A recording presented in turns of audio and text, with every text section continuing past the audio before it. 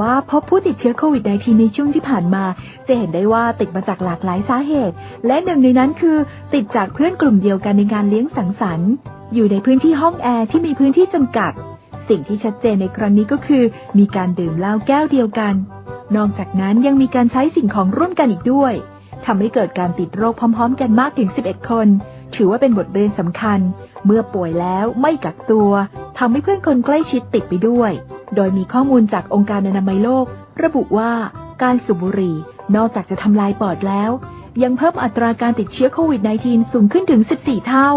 ทั้งที่มีงานวิจัยพบว่าคนที่ติดแอลกอฮอล์มีความเสี่ยงในการติดเชื้อในเรื่องของปอดได้มากกว่าคนทั่วไปถึง 2.9 เท่าและเสียชีวิตถึง